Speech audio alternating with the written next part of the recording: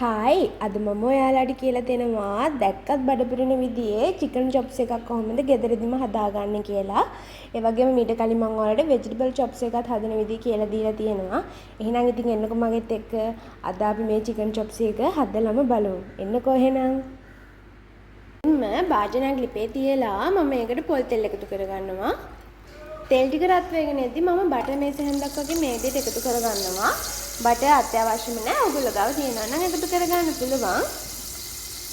ටික රත් වෙගෙන ඉද්දි මම සුදු ලුණු එකතු කරගන්නවා. සුදු ලුණු බිස් 5ක් වගේ මම මෙතන චූටියට කපලා එකතු කරගන්නවා. අපි දැන් මේ සුදු ලුණු වල සුවඳ එක හොඳට බැද ගන්න ඕනේ. සුදු ලුණු ටිකත් ඇදීගෙන ඉද්දි මම එකතු කරගන්නවා අල සහ කැරට්. ඒ ටික එකතු කරලා සුද්දා කලවම් කරගන්නවා.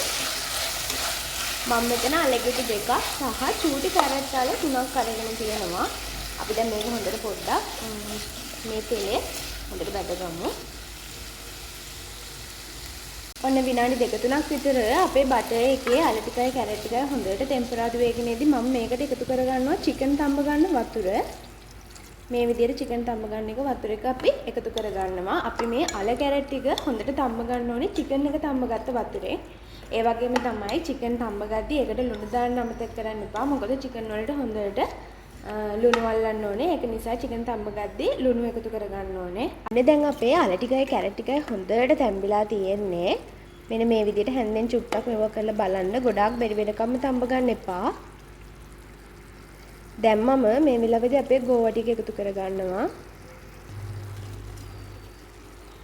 ටිකක් එකතු කරලා අපි හොඳට කලවම් කරගමු. අපි අලයි කැරටුයි දාන වෙලාවට ගෝවා දාන්නේ නැහැ. මොකද අල කැරට් දැම්මෙන් යන වෙලාවට වඩා ගොඩාක් අඩු වෙලාවක් තමයි ගෝවා දැම්මෙන් යන්නේ. අපි දැන් මේක තම්බ ගමු. අපේ ගෝවා එකත් හොඳට තැම්බිලා තියෙන වෙලාවෙදී මම එකතු කරගන්නවා ගම්මිරිස් කුඩු. ගම්මිරිස් කුඩු චුට්ටක් වැඩිපුර මම එකතු කරගන්නවා. ඒකතු කරලා චුට්ටක් විතර දැන් කලවම් කරගන්න ඕනේ. ඕගොල්ලෝ මතක තියාගන්න අනිවාර්යයෙන්ම ඔයාලා ගෝවා හොඳට පිරිසිදු කරගද්දි විනාගිරි චුට්ටක් දාලා වගේ පිරිසිදු කරගන්න. ගෝවා වල චුටි චුටි පණ පැටව වෙන්න පුළුවන්.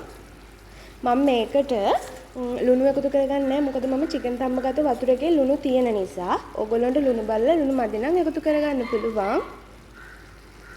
මම අපේ චොප්සි එකට එකතු කරගන්නවා. මම තම්බ ගත්ත චිකන් ටික. ඒ ටික මම චූටි කෑලි වලට කඩාගෙන තමයි එකතු කරගන්නේ. මෙන්න මේ විදිහට චුට්ටක් කලවම් කරගමු අපි. ඊට පස්සේ මම මේ විදිහට කොටු හැටියට කපාගත්ත ලුණු චුට්ටක් එකතු කරගන්නවා. ඊට පස්සේ මම කෝන්ෆ්ලවර් මේස හැන්දක් වගේ වතුරෙන් දිය කරලා මේ විදිහට එකතු කරගන්නවා. මේ ඔක්කොම එකතු කරලා අපි දැන් චුට්ටක් විතර කලවම් කරගමු. ගොඩාක්ම කලවම් කරගන්න එපා. අපේ අල ටික පොඩි වෙන්න බලනවා. ඊපස්සේ මම අන්තිමට වගේ සීනි චුට්ටක් විතර එකතු කරගන්නවා. ඒ කියන්නේ තේ හැඳි එකමාරක් වගේ. සීනි වලට අකමැති කවුරු හරි ඉන්නවා නම් සීනි එකතු කරගන්න නැතුව ඉන්නත් පුළුවන්. සීනි එකතු කරගත්තම හරි රසයි මේක. ලිපේ විනාඩි 2ක් විතර දැන් තියාගමු. මම දැන් මේකට සෝයා සෝස් වලින් මේස හැන්දක් වගේ මේ විදිහට එකතු කරගන්නවා. සෝයා සෝස් වැඩි කරගන්න එපා. ඒකතු කළා මම චුට්ටක් විතර මේ විදිහට කලවම් කරගන්නවා.